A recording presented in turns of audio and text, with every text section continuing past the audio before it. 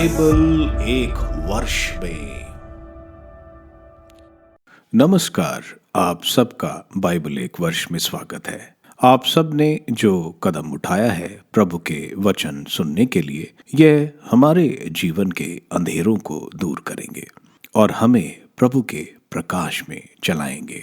आज हम पहले कुरिन्थियों के नाम संत पौलुस के पत्र का अध्याय 1, पहले मकाबियों के ग्रंथ का अध्याय 13, आमोस के ग्रंथ का अध्याय 6 और स्रोत ग्रंथ का 34वां स्रोत सुनेंगे। प्रभु का वचन सुनने से पहले आइए हम ईश्वर से प्रार्थना करें। हे प्रभु, हम आपका वचन सुनने वाले हैं। हमारे मन की आंखें खोलें और हमें आध्यात्मिक प्रज्ञा दें ताकि हम आपको जान सकें और आपके वचन के अनुसार अपना जीवन जिएं। यह हम मांगते हैं आपसे प्रभु यीशु के नाम, आमीन। कुरिन्थियंस के नाम संत पौलुस का पहला पत्र, अध्याय 1, अभिवादन। कुरिन्थ में ईश्वर की कलीसिया के नाम पौलुस, जो ईश्वर द्वारा ईसा मसीह का प्रेरित नियुक्त हुआ है, और भाई स्तेफनोस का पुत्र, आप लोग ईसा मसीह द्वारा पवित्र किए गए हैं और उन सब के साथ संत बनने के लिए बुलाए गए हैं जो कहीं भी हमारे प्रभु ईसा मसीह अर्थात अपने तथा हमारे प्रभु का नाम लेते हैं। हमारा पिता ईश्वर और प्रभु ईसा मसीह आप लोगों को अनुग्रह तथा शांति प्रदान करे। आप लोगों को ईसा मसीह द्वारा ईश्वर का अनुग्रह प्राप्त हुआ है, इसके लिए मैं ईश्वर को निरंतर धन्यवाद देता हूँ। मसीह का संदेश आप लोगों के बीच इस प्रकार दृढ़ हो गया है कि आप लोग मसीह से संयुक्त होकर अभिव्यक्त और ज्ञान के सब प्रकार के वरदानों से संपन्न हो गए हैं। आप लोगों में किसी कृपादान की कमी नहीं है और अब आप हमारे प्रभु ईसा मसीह के आगमन की प्रतीक्षा कर रहे हैं।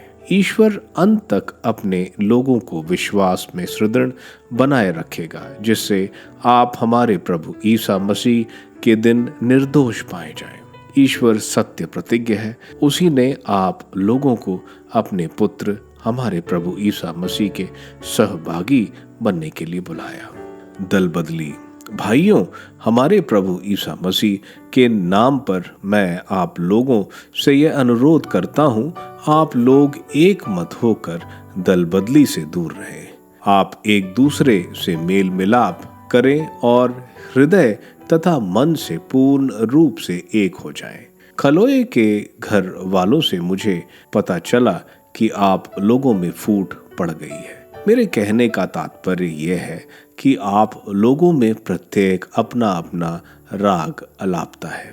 मैं पौलुस का हूँ, मैं अपोलोस का हूँ, मैं कैफस का हूँ और मैं मसीह का हूँ। क्या मसीह खंड खंड हो गए हैं? क्या पौलुस आप लोगों के लिए क्रूस पर मर गए हैं? क्या आप लोगों को पौलुस के नाम पर बपतिस्मा मिला है? ईश्वर को धन्यवाद कि मैंने क्रिस्पुस और गायुस को छोड़कर आप लोगों में किसी को बपतिस्मा नहीं दिया। इसलिए कोई यह नहीं कह सकता कि आपको पौलुस के नाम पर बपतिस्मा मिला है। हाँ, मैंने स्तेफनोस के परिवार को भी बपतिस्मा दिया। जहाँ तक मुझे पता है, मैंने इसके अतिरिक्त किसी और को बपतिस्मा नहीं दिया, क्योंकि मसीह ने मुझे बपतिस्मा देने नहीं बल्कि सुसमाचार का प्रचार करने भेजा। मैंने इस कार्य के लिए अलंकृत भाषा का व्यवहार नहीं किया, जिससे मसीह के क्रूस के संदेश का प्रभाव फीका ना पड़े।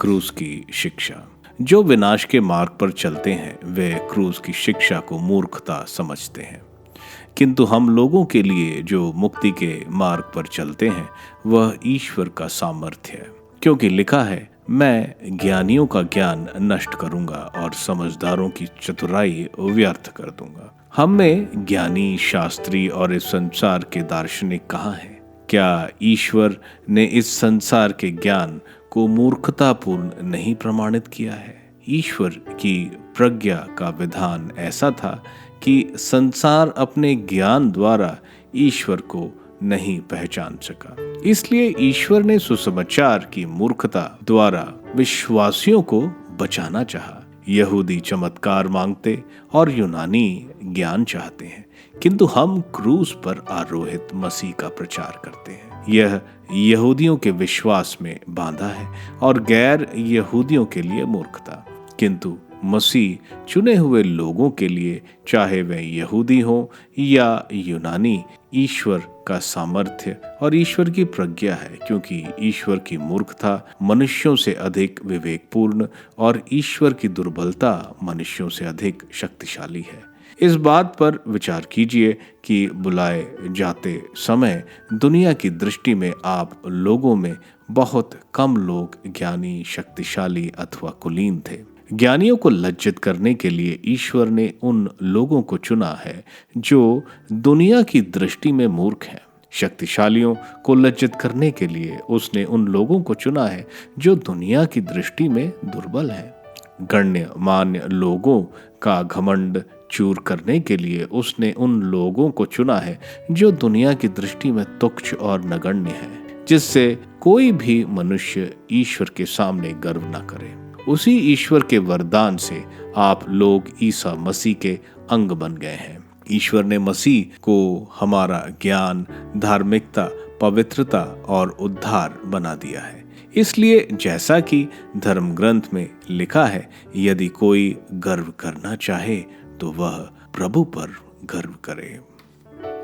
मकबीस का पहला ग्रंथ अध्याय 13। देश की बागडोर सिमोन के हाथों में। सिमोन ने सुना कि त्रिफोन ने एक भारी सेना एकत्रित कर रखी है, जिससे वह यूदा का विनाश करने वहां जाए। जब सिमोन ने यह देखा कि लोग भयभीत हैं, तो वह यरूशलेम गया और उसने लोगों को सांत्वना देकर उनसे कहा, आप जानते हैं कि मैंने मेरे भाइयों और मेरे कुटुंबियों ने संहिता और मंदिर की रक्षा के लिए क्या क्या किया, कितना संघर्ष किया और कितने कष्ट झेले। इज़राइल के नाम पर मेरे सब भाइयों ने अपने प्राण न्यौछावर किए। अब अकेले मैं ही जीवित हूँ, लेकिन इस विपत्ति के समय अपने प्राण बचाने का विचार मुझसे कोसों दूर है। मैं अपने भाइयों से बढ़कर नहीं हूँ। मैं अपनी जाति, मंदिर, अपनी पत्नियों और संतान का बदला चुकाऊंगा, क्योंकि सभी गैर यहूदी जातियों हमसे बैर रखती और हमारा विनाश करने एकत्र हो गई हैं। यह बातें सुनकर लोगों में नया जीवन आ गया। उन्होंने उच्च स्वर से कहा, अब यूदा और अपने भाई योनाथन की जगह आप हमारे नेता बने। आप हमारी ओर से युद्ध करें। आप जो कुछ कहेंगे हम वह करने को तैयार रहेंगे। इसके बाद उसने सभी युद्ध कुशल लोगों को एकत्रित किया। शीघ्र ही यरूशलेम की दीवारें बनवाई और नगर को चारों ओर से सुदृढ़ किया। उसने अबसलोम के पुत्र योनाथन को पर्याप्त सेना के साथ याफा भेजा और वहां के निवासियों को भगाकर स्वयं वहां रह गया। यूदा पर त्रिफोन का आक्रमण। तब त्रिफोन एक बड़ी सेना लेकर पतुलमाई से यूदा देश की ओर चल दिया। योनाथन भी बंदी के रूप में उसके साथ था। इधर सिमोन मैदान के एक छोर पर अदीदा में पड़ा था। जब त्रिफोन ने सुना कि सिमोन ने अपने भाई योनाथन का स्थान ले लिया और वह उससे लड़ने को तैयार है, तो उसने दूत भेजकर उसे कहलाया, मैं योनाथन को बंदी बनाकर इसलिए रखा है कि अब तक उसने अपने पदों का राज कर नहीं चुका है। यदि आप 100 मन चांदी और बंधक के रूप में उसके 2 पुत्रों को भेजें, जिससे वह मुक्त होने पर हमारा शत्रु न बने, तो हम उसे छोड़ देंगे। यद्यपि सिमोन को इस पटपूर्ण संदेह पर विश्वास नहीं था, फिर भी उसने यह बात मान ली और चांदी तथा बच्चों को ले आने का आदेश दिया, जिससे उसके अपने लोग उससे बैर न करने लगे और उन्हें यह कहने का अवसर मिले, उसने चांदी और बच्चों को नहीं भेजा, इसलिए योनाथन का विनाश हो गया। इसलिए उसने बच्चों को और 100 मन चांदी भेजी, लेकिन त्रिफोन ने धोखा दिया। उसने योनाथन को मुक्त नहीं किया। इसके बाद त्रिफोन ने देश का विनाश करने के लिए उस पर आक्रमण कर दिया। वह चक्कर लगाकर अदोरा की ओर बढ़ा। वहां जहां जहां जाता था, सिमोन और उसकी सारी सेना वहां वहां उसका सामना करती। यरूशलेम के गढ़ के लोगों ने त्रिफोन के पास आदमी भेजकर कहलाया कि वह उजाड़ खंड के मार्ग से जल्दी ही आ जाए और उनके लिए खाद्य सामग्री भेजे। त्रिफोन ने वहां जाने के लिए सब घुड़सवार तैयार कर लिए, किंतु उस रात इतनी बर्फ गिरी कि वे वहां नहीं जा सके। तब वह पड़ाव उठाकर गिलियाद आया। जब वह बसकामा के निकट पहुंचा तो उसने योनातान का वध करवाया और वह वहीं दफनाया गया। इसके बाद त्रिफोन मुड़कर अपने देश रवाना हुआ। मोदीन का मकबरा। सिमोन ने आदमी भेजकर अपने भाई योनातान की अस्थियां मंगाई और उन्हें अपने पिता के नगर मोदीन में दफना दिया। उसके लिए सभी इजरायलियों ने भारी शोक मनाया और वे उसके लिए दिन भर तक विलाप करते रहे। सिमोन ने अपने पिता और अपने भाइयों की कब्रों पर एक मकबरा बनाया जिसके पीछे और सामने के पत्थर चमकदार थे और वह इतना ऊंचा था कि वह बहुत दूर से दिखाई देता था। उसने अपने पिता और माता और अपने चारों भाइयों के नाम पर एक पंक्ति में 7 स्तूप बनाए। उसने कलात्मक ढंग से उन स्तूपों के चारों ओर ऊंचे स्तंभ बनवाए और मृतकों की चिरस्थायी स्मृति के लिए उन स्तंभों पर अस्त्र शस्त्र और पोत खुदवाए, जिससे समुद्र की यात्रा करने वाले सभी लोग उनके दर्शन करें। वह मकबरा जिसे उसने मोदीन में बनाया था आज भी वहां विद्यमान है। सीरिया से इज़राइल की स्वतंत्रता। त्रिफोन ने राजा एंटियोक को, जो अभी वयस्क नहीं था, धोखा देकर मरवा डाला और उसके स्थान पर स्वयं राजा बन गया। इस तरह उसने एशिया का मुकुट अपने सर पर धारण किया और देश पर भारी आपत्तियां ढाई। इधर सिमोन ने यहूदियों के गढ़ों का पुनर्निर्माण किया और उन्हें बुर्जों, बड़ी दीवारों और अर्गलाएं लगे फाटकों से गिरवा दिया। उसने उन गढ़ों में खाद्य सामग्री रखवाई। इसके बाद सिमोन ने आदमी चुनकर राजा देमेत्रियस से यह निवेदन करने को भेज दिया कि वह यहूदियों को कर में छूट दिलाए, क्योंकि त्रिफोन देश को लूटता रहा था। देमेत्रियस ने उसे अनुकूल उत्तर दिया और उसके नाम पर पत्र लिखा। राजाओं के मित्र प्रधान याजक सिमोन, यहूदियों के नेताओं और जनता के राजा देमेत्रियस का नमस्कार। आप लोगों ने जो सोने का मुकुट और खजूर की डाली हमें भेजी है वह हमें मिल गई है। हम आपके साथ स्थायी शांति की संधि करने और आपको छूट देने के लिए अपने पदाधिकारियों को लिखने को तैयार हैं। हम आप लोगों को जो छूट दे चुके हैं वह वैसे ही रहेगी। आप लोगों ने जो गढ़ बनाए उन पर आप लोगों का अधिकार रहेगा। यदि आपने आज तक किसी बात में ढिलाई की हो या आपसे कोई भूल हो गई हो और आपने राज उपहार नहीं भेजा हो तो हम उन सब की माफी देते हैं। यदि यरूशलेम में और कोई लगान वसूल किया जा रहे हो तो वह आगे नहीं लिया जाएगा। यदि आपके बीच ऐसे व्यक्ति हो जो हमारे अंगरक्षक बनने के योग्य है तो वह भर्ती होने के लिए आए। हमारे और आप लोगों के बीच शांति बनी रहे। 147वें वर्ष यहूदियों पर से अन्य जातियों का जुआ उठा लिया गया। उस समय से लोगों ने लेखों में इस प्रकार लिखना शुरू कर दिया। यहूदियों के सर्वश्रेष्ठ प्रधान याजक, सेनापति और शासक सिमोन के पहले वर्ष में। गेजर पर सिमोन का अधिकार। उस समय सिमोन ने गेजर के विरुद्ध प्रस्थान किया और उसे अपनी सेना से घेर लिया। उसने एक युद्ध यंत्र बनवाकर उसे नगर की दीवार से सटाकर खड़ा कर दिया, एक बुर्ज पर आक्रमण किया और उसे अपने अधिकार में किया। जब उस यंत्र के आदमी नगर में घुसे तो नगर में भारी कोलाहल मचा। नगर वासियों, स्त्रियों और बच्चों को लेकर दीवार पर चढ़ गए, अपने कपड़े फाड़ने लगे और ऊंचे स्वरों में सिमोन से निवेदन करने लगे कि वह उन पर दया करें। उन्होंने कहा, आप हमारी दुष्टता के अनुसार नहीं बल्कि अपनी दया के अनुसार हमारे साथ व्यवहार करें। सिमोन ने उनकी बात मान ली और उन पर आक्रमण नहीं किया, किंतु उसने उन्हें नगर से भगा दिया और उन घरों का शुद्धिकरण करवाया जिनमें देव मूर्तियां थीं।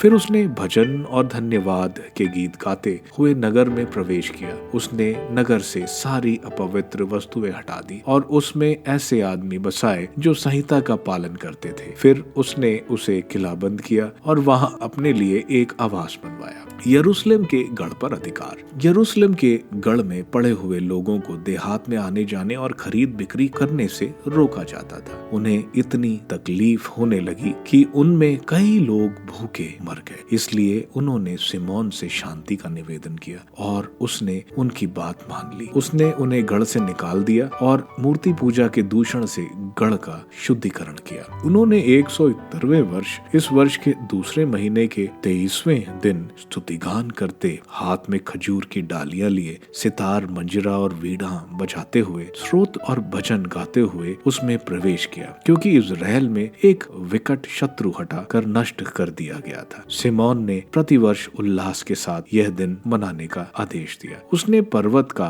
वह भाग जिस पर मंदिर अवस्थित था और जो गढ़ से सटा हुआ था पूरी तरह सृजन कर दिया और वहीं अपने लोगों के साथ रहने लगा। जब सिमोन ने देखा कि अब उसका पुत्र योहन बड़ा हो गया है तो उसने उसे अपनी समस्त सेना का अध्यक्ष नियुक्त किया और वह गेजेर में रहने लगा। आमोस का ग्रंथ अध्याय 6 तीसरी धिक्कार। धिक्कार उन लोगों को जो सिय्योन में भोग विलास का जीवन बिताते हैं। धिक्कार उन्हें जो समरिया के पर्वत पर अपने को सुरक्षित समझते हैं। तुम उत्तम राष्ट्र के गणमान्य नेताओं, तुम्हारे ही पास इजरायली जनता न्याय के लिए आती है। कलने जाकर देखो तो सही, और फिर वहां से महानगर हमाद भी चले जाओ। उसके बाद फिलिस्तीनियों के गत नगर भी जाकर देखो। क्या तुम इन राज्यों से श्रेष्ठतर हो? क्या तुम्हारा देश इनके देश से बड़ा है? अरे तुम दुर्दिन टालना चाहते हो। टालना तो दूर रहे, तुम हिंसा का शासन समीप ला रहे हो। वे हाथी दांत के पलंगों पर सोते और आराम कुर्सियों पर पैर फैलाए पड़े रहते हैं। वे झुंड के मेमने और बाड़े के बछड़े चट कर जाते हैं। वे सारंगी की ध्वनि पर ऊंचे स्वर से गाते और दाऊद की तरह नए वाद्यों का आविष्कार करते हैं। वे प्याले पर प्याला मदिरा पीते और उत्तम सुगंधित तेल से अपने शरीर का विलेपन करते हैं, किंतु इन्हें यूसुफ के विनाश की चिंता नहीं है। इसलिए उन्हें सबसे पहले निर्वासित किया जाएगा और उनके भोग विलास का अंत हो जाएगा। यह स्वयं प्रभु ईश्वर की शपथ, यह विश्व मंडल के ईश्वर का कहना है। मैं याकूब के घमंड से घृणा करता हूँ, मैं उसके गढ़ों से नफरत करता हूँ। इसलिए मैं नगर और उसके सब निवासियों को त्याग दूंगा। यदि किसी घर में 10 आदमी जीवित रह गए तो वे भी मर जाएंगे। घर से शवों को उठाने के लिए बहुत कम लोग बच जाएंगे। और यदि घर के आखिरी कोने में बैठे हुए व्यक्ति से कोई पूछेगा कि क्या तुम्हारे साथ और कोई है, तो वह उत्तर देगा, कोई नहीं। वह यह भी बोलेगा, चुप रहो, प्रभु ईश्वर का नाम ना लेना। सावधान, प्रभु की आज्ञा ये है, बड़ा घर टुकड़े टुकड़े हो जाएगा और छोटा घर चूर चूर कर दिया जाएगा। क्या घोड़े चट्टानों पर दौड़ सकते हैं? बैलों से कहीं समुद्र पर हल जोता जाता है, किंतु तुमने न्याय को विषाक्त बना दिया है और धर्म को चिरायता सा कड़वा बना दिया है। तुम व्यर्थ ही हर्ष मना रहे हो कि हमने अपने ही बल से अपनी शक्ति बढ़ाई है। इज़राइल, मैं तुम्हारे विरुद्ध एक ऐसी शक्तिशाली राष्ट्र भड़का दूंगा जो हमात के दर्रे से अरबा के नाले तक तुम्हें तंग करेगा। यह विश्व मंडल के ईश्वर की वाणी है। स्तोत्र ग्रंथ स्रोत 34 ईश्वरीय न्याय की स्तुति। यह दाऊद का उस समय का भजन है जब उसने अबीमेलेक के सामने पागल होने का बहाना किया था, जिससे उसे छोड़ दिया गया और वह चला गया।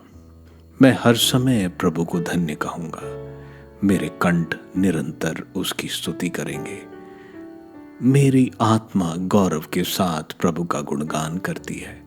दीनहीन उसे सुनकर आनंद मनाए। मेरे साथ प्रभु की महिमा का गीत गाओ। हम मिलकर उसके नाम की स्तुति करें। मैंने प्रभु को पुकारा, उसने मेरी सुनी और मुझे हर प्रकार के भय से मुक्त कर दिया। प्रभु की ओर दृष्टि लगाओ, आनंदित हो, तुम फिर कभी निराश नहीं होगे। दीनहीन ने प्रभु की दुहाई दी, प्रभु ने उसकी सुनी और उसे हर प्रकार के संकट से बचाया। प्रभु का दूत उसके भक्तों के पास डेरा डालता और विपत्ति में उनकी रक्षा करता है। परख कर देखो कि प्रभु कितना भला है। धन्य है वे जो उसकी शरण जाता है। प्रभु पर श्रद्धा रखो।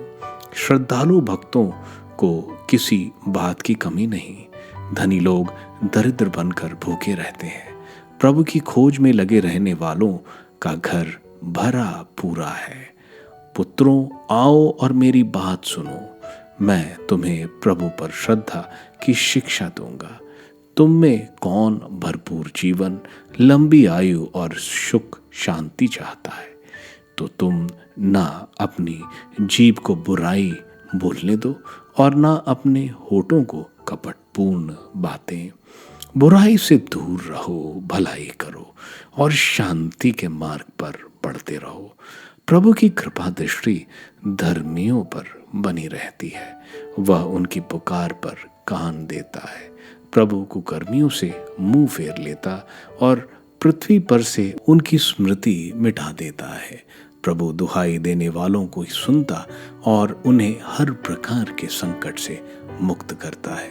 प्रभु दुखियों से दूर नहीं है, जिनका मन टूट गया है प्रभु उन्हें संभालता है। धर्मी विपत्तियों से घिरा रहता है, किंतु उन सब से प्रभु उसे छुड़ाता है। प्रभु उसकी हड्डियों की रक्षा करता है, उसकी एक भी हड्डी नहीं रौंदी जाएगी। अधर्म ही विधर्मी को मारता है, धर्मी के बैरियों को दंड दिया जाएगा। प्रभु अपने सेवकों की आत्मा का उद्धार करता है, प्रभु की शरण जाने वाले को दंड नहीं दिया जाएगा। पहले कुरिन्थियों के नाम संत पौलुस का पत्र कुरिन्थियों के लिए लिखा गया है, जो अलग अलग मतभेद, गलत रीतियां, आत्मिक वरदाने आदि के बारे में संत पौलुस उनको बता रहे हैं। संत पौलुस अपनी मिनिस्ट्री ईश्वर द्वारा स्थापित मानते हैं, क्योंकि कुरिन्थ के कुछ लोग ये नहीं समझते थे। वे कुरिन्थ की लोकल कलीसिया को संबोधित कर रहे हैं। वे धन्यवाद दे रहे हैं कुरिन्थ वासियों को कि ईश्वर द्वारा दिए गए उनको जो आत्मिक वरदान मिले हैं, और वे कामना कर रहे हैं कि ईश्वर उन्हें और अत्यधिक वरदान दे। संत पौलुस डे ऑफ द लॉर्ड के बारे में बता रहे हैं, जब प्रभु सबका न्याय करेंगे। ये दिन बहुत भयानक होगा। संत पौलुस उन नासमझ क्रिस्तियों की बात कर रहे हैं जो किसी एक प्रेरित को ही मानते हैं। वे बोल रहे हैं उससे हटकर वे प्रभु यीशु में विश्वास रखें। संत पौलुस बोल रहे हैं कि उनका मकसद कभी अपनी अच्छी भाषा बोलना नहीं, बल्कि प्रभु यीशु के सुसमाचार को सुनाना, ताकि हृदयों का परिवर्तन हो सके। सुसमाचार लोगों को दो भागों में बांट देता है। एक जो विश्वास करते हैं वे बचाए जाते हैं, और दूसरा जो नहीं वे न्याय की तरफ बढ़ते हैं। संत पौलुस ग्रीक फिलोसोफर्स और यहूदी शास्त्रियों का ज्ञान कुछ नहीं है सुसमाचार के मुकाबले, वे बता रहे हैं। यहूदी प्रभु क्रिस्त से बहुत चिन्ह ढूंढते थे और ग्रीक नए अनुसंधानों को, क्रूस मरण को अच्छी नज़र से नहीं देखा जाता था। लेकिन प्रभु के क्रूस मरण ने मौत का मुक्का शैतान को मारा और हमारी मुक्ति का रास्ता खोल दिया। संत पौलुस आगे बोल रहे हैं कि हर आत्मिक आशीष प्रभु के द्वारा ही मिलती है। हमें हमेशा उनके नाम की प्रशंसा करनी चाहिए, ना कि अपनी। पहले मकाबियों के ग्रंथ के अध्याय 13 में ट्राइको साइमन को जोनाथन को देने की बात कर रहा है और 100 टैलेंट चांदी के साथ, लेकिन साइमन के मानने के बावजूद वो योनाथन को मार देता है। इस पर साइमन डेमेट्रियस की तरफ दोस्ती का हाथ बढ़ाता है। डेमेट्रियस ट्राइकस की वजह से साइमन को पूरी छूट देता है, सारे टैक्स माफ करता है और उसको सेना और यूडिया को सशक्त करने की अनुमति देता है। साइमन इस पर गजारा को कब्जा करता है, जो गाजा और यूडिया के महत्वपूर्ण रास्ते पर था। साइमन ने अपनी सैन्य शक्ति को बहुत मजबूत किया। आमोस के ग्रंथ के अध्याय 6 में नबी लोगों को चेतावनी दे रहे हैं कि जो भोग विलास और दूसरों की कष्टों की परवाह नहीं करते, उनका भोग विलास उनको निर्वासन में ले जाएगा और उनकी यह अय्याशी की जिंदगी खत्म हो जाएगी। प्रभु बोल रहे हैं कि बेकार तुम अपनी सुरक्षा की तैयारी करते हो, क्योंकि ईश्वर ही उन पर विपत्ति लाएंगे। स्रोत ग्रंथ के 34वें स्रोत एक धन्यवाद का स्रोत है। स्रोतकार अपना अनुभव बता रहा है, ईश्वर से प्रार्थना करने का और धार्मिकता के फायदे बता रहा है। आप सबको धन्यवाद ईश्वर के वचन सुनने के लिए। मैं आपसे विनती करता हूं कि आप बाइबल एक वर्ष में को दूसरों के साथ शेयर करें, क्योंकि प्रभु का वचन स्वयं प्रभु यीशु है। प्रभु को दूसरों को देने वालों को प्रभु की आशीष जरूर मिलेगी। मैं आप सबका बड़ी बेसब्री से कल इंतजार करूंगा। धन्यवाद।